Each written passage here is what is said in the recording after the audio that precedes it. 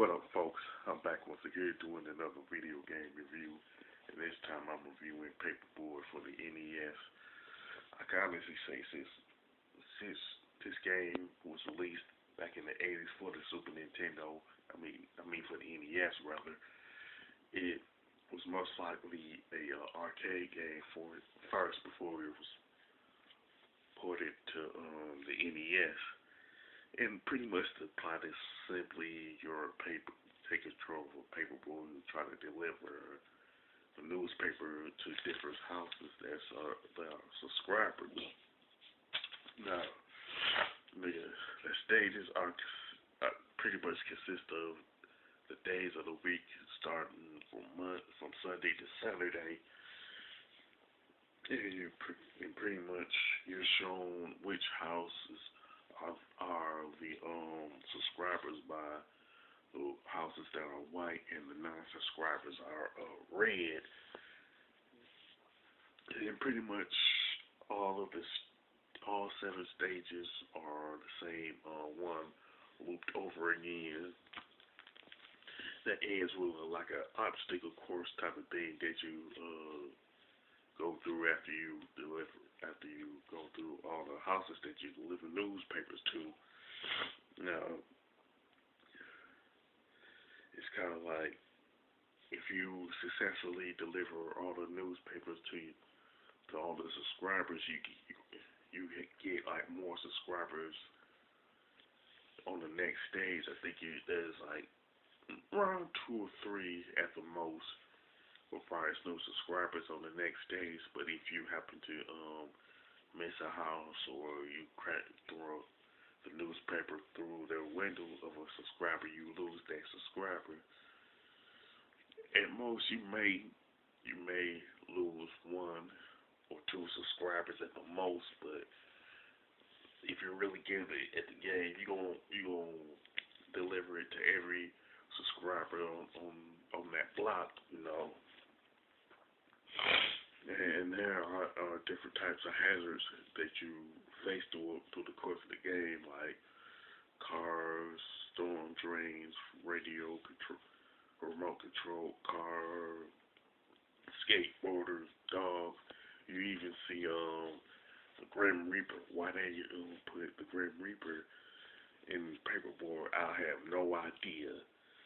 You know, so plus you pretty much start off with 10 newspapers to deliver, but through the course of the game, you can refill the newspapers by getting a stack of them in the driveway at different houses and stuff.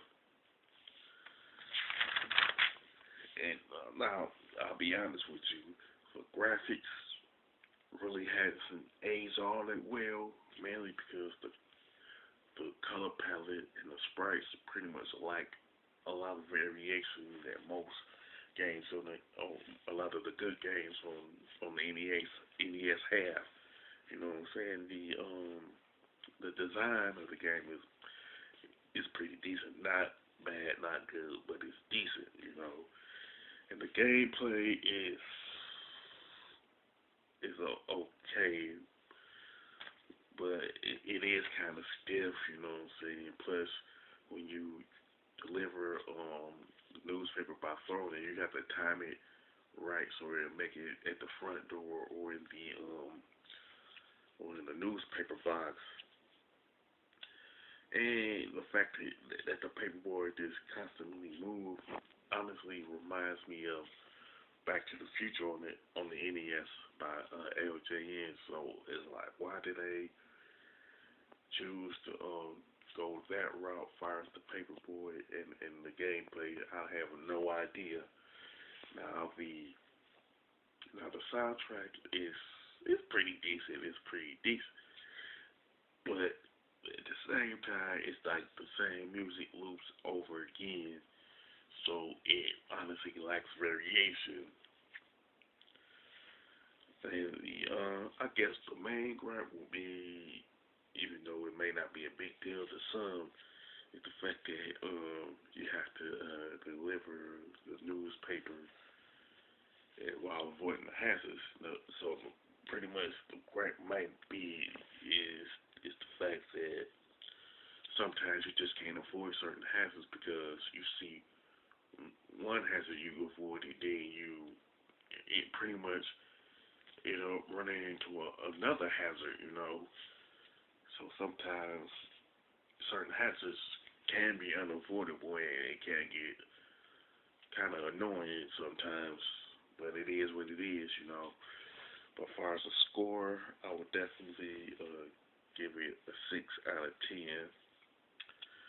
Make no mistake though, it's not like a complete turd fest. It's pretty much flawed in different areas, but it is playable though.